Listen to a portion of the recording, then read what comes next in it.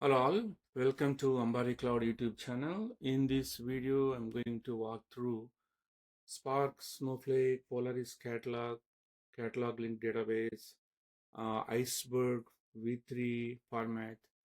And so first we're going to connect to Snowflake.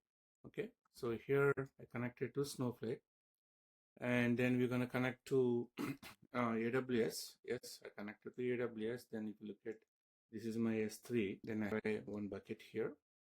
And then, of course, right now nothing, we have other stuff, but then we're going to connect to Polaris catalog. So Polaris catalog, I have Ambari prod, warehouse, and then I have a market schema, and then scale schema, namespaces, basically they call namespace. So that's what initial, right? So I have a Snowflake account, I have AWS S3 bucket, then I have Polaris catalog already configured. Then, if you want to know how to configure Polaris catalog, check other videos. And then Snowflake.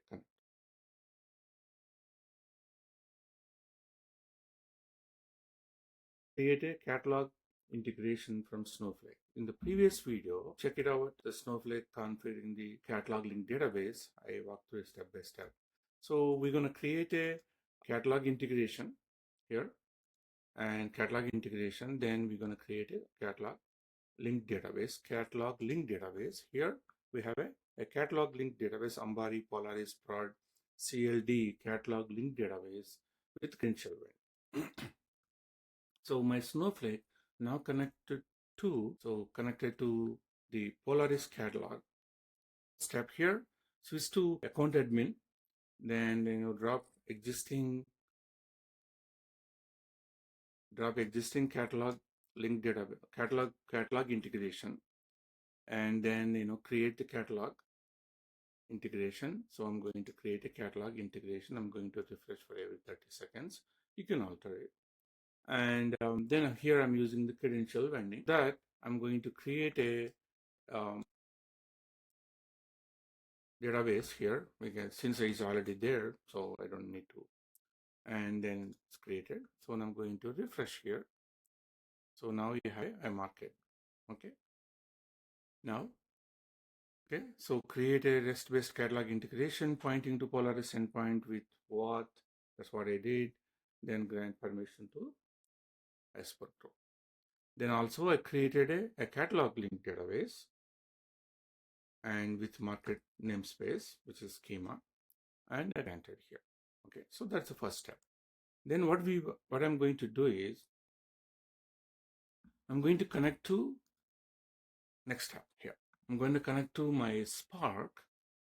Creating a, so this time remember this, I'm creating a Iceberg table using Spark. Remember that. You can also do it in Snowflake. We can also create a table from Snowflake catalog link database, but here in this step I'm going to create from Spark.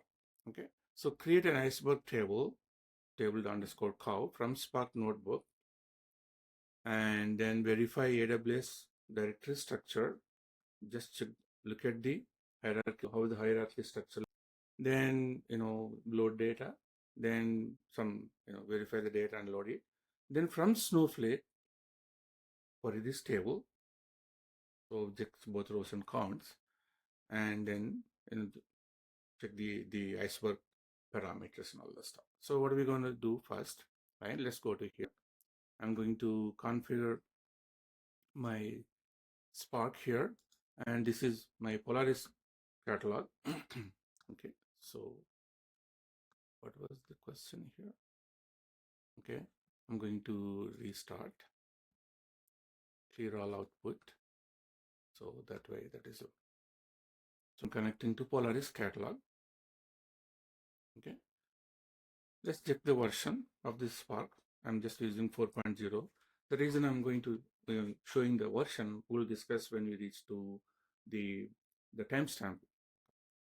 Then just drop the table if it exists. Okay, I'm going to create a table here. This time I'm creating a okay, so here, sorry, I got a timestamp. Okay, I created a table and I'm going to insert data. Okay, so basically Polaris catalog and market schema and the table, I'm inserted data. Now I'm going to query the table. So since I've created a format v3, so now I have a row ID column, then last update sequence, it is helps to understand the lineage, right? And then I'm going to walk through one more time on the lineage side. So here, if you look at here, each row has a row ID, but first commit, the lineage number is 1, regular sequence number. Now I updated here. Now if you run again, then you will see again this row is updated here, right? And our order ID number equal to 3. So now it has a different value. So now just, you can just execute, then you will see this is the latest commit, or the values are changed here. Okay, so we created a iceberg table from Spark. Now let's go to AWS first. Okay, so let's go to the AWS directory, and then I have a table cow, and I have a data, and this table is partitioned by our, so now it is showing the hierarchical directory structure. Okay, all good. Now inside, you will have a Parquet files. Then if you go back to metadata, then you will see metadata JSON. Then, you have a snapshot table files, and then manifest files and all this stuff. Okay, which is good. Okay, now let's go to Polaris catalog. Okay, I'm going to refresh here. Okay, so now we have a cow table information, then all the column. So catalog is where your table name, column names, data types, and location of the table, all this information is stored. So that's the way the catalog is. Okay, now let's go to, and then we created a table, right, in Polaris catalog. Then we also have a link database. Now let's do the refresh here. Okay, now you see the table here in Snowflake. Okay, now now look here, we have a table. This is our catalog link database. This is market schema. This is a table in Snowflake. Of course, this table actually pointing to your Polaris catalog, which is created by Spark. Now let's look at the iceberg parameters. Yes, it is a version 3. Okay, it's good. Now let's query the table from Snowflake. Okay, it has 4 rows. We just inserted 4 rows, and then we updated here. Okay, now I'm going to insert. Now we have a Spark created a table, and the Snowflake can read it. Now from Snowflake, I'm going to insert data into same table, into the Polaris catalog table. Now Snowflake is also can insert, update, and delete. Okay, now some rows are deleted. Now let's check the data on this table. Okay, of course, now we have a new rows. Now let's go to, so now we created a more rows, right? That means we need to check the file structure on AWS. Let's go to the file structure in the AWS.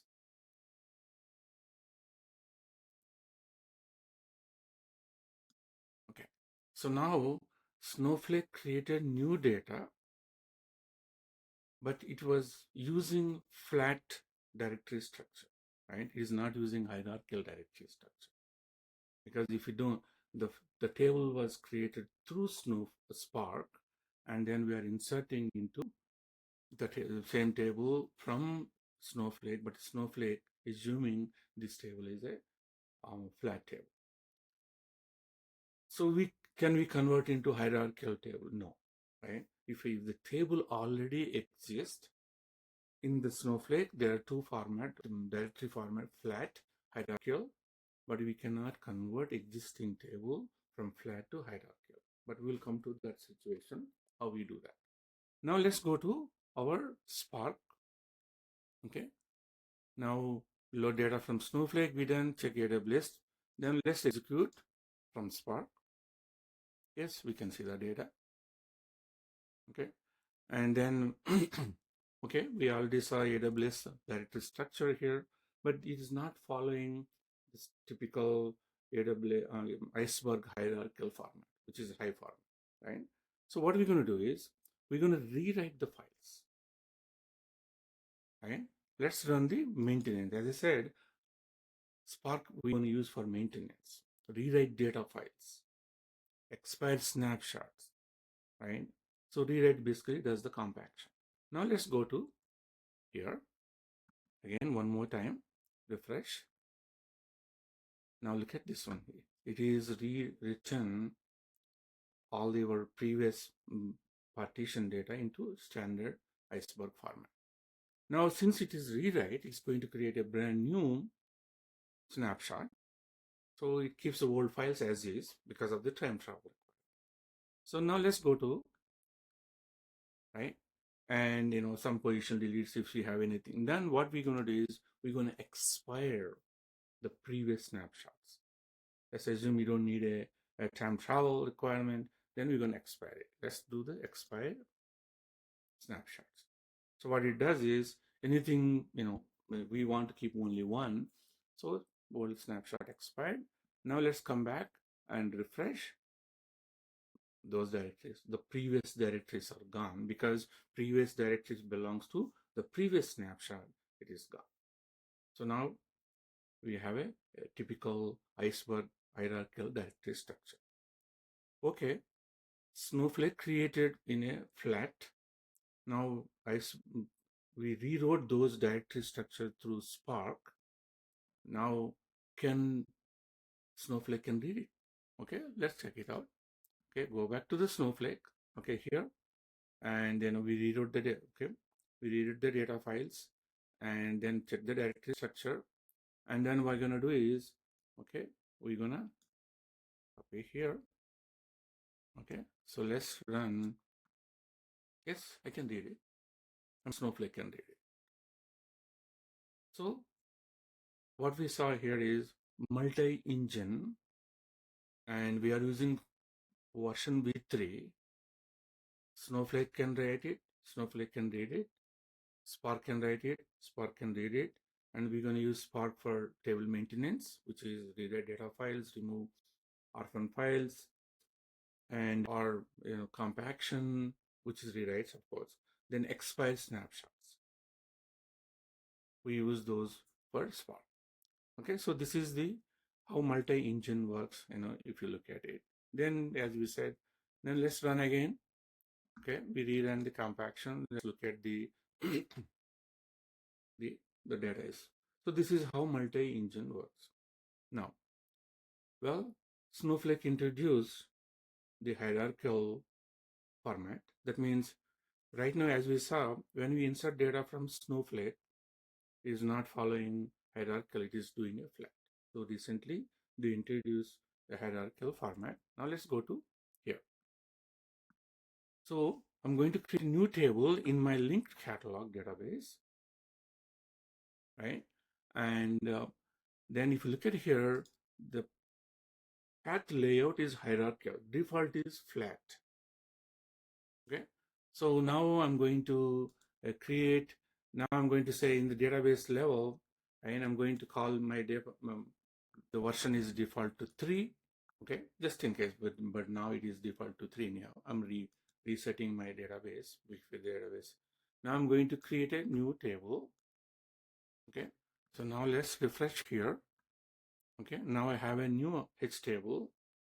Okay, and what I will do is I want to do auto refresh because I just when I want to load data from Spark, I want to get an auto refresh. Now let's load it data into this new hierarchical table from Snowflake. Again, still this is in linked catalog. This table is still in a linked catalog database. It's not a Snowflake permanent table.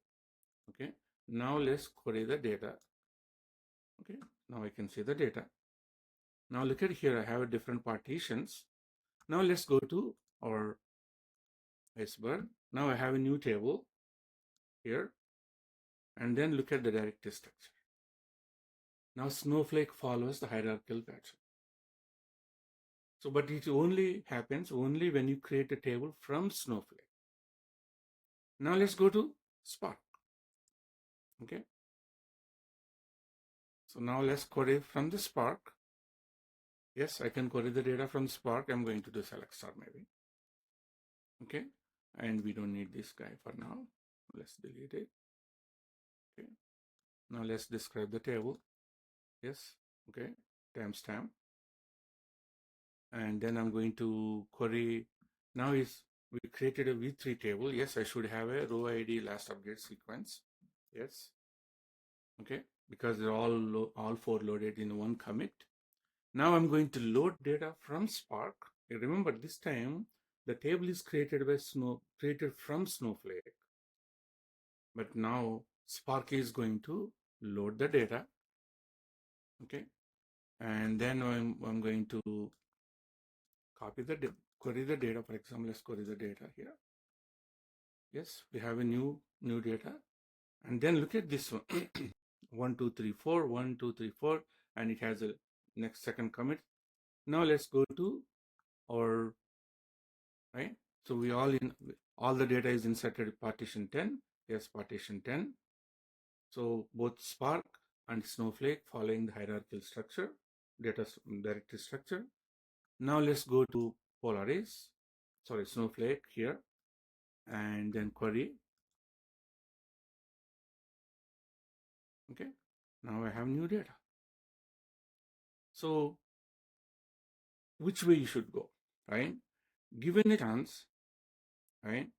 Create tables from Snowflake with hierarchical format. Okay, create from Snowflake, and then let the Spark manage it. Additional data modifying all the state. So that way, then otherwise, what happens is if you create from Spark, and then it is going to be flat. Okay, it's going to be flat. We don't want that. Okay, so best practice is create your tables from Snowflake using using the hierarchical directory structure, and let the Snowflake manage all the data. Okay, step 1. Okay, I'm going to review one more time here. So create your catalog integration with credential vending, create a linked database, and then go to create a hierarchical table, and then of course then let's both Spark and Iceberg managing, so Spark and Snowflake managing same table. So catalog integration, linked database in Snowflake, create hierarchical path table in your linked database, and then you can load data from Spark or from Snowflake, and that is going to be a best practice architecture. So do not create tables from Spark. Use Spark only for data manipulation. So that's what my recommendation here, just because I tested all combinations. So with V3, now it is available in Snowflake. So follow this architecture. Create a Spark catalog integration, create a catalog linked database, create your tables with hierarchical, particularly if it is, of course, if it is not partition, no need, but for partition tables only. Then manage your data both through Spark and Snowflake. Any questions, send me an email, skondapalli@ambaricloud.com. Thank you.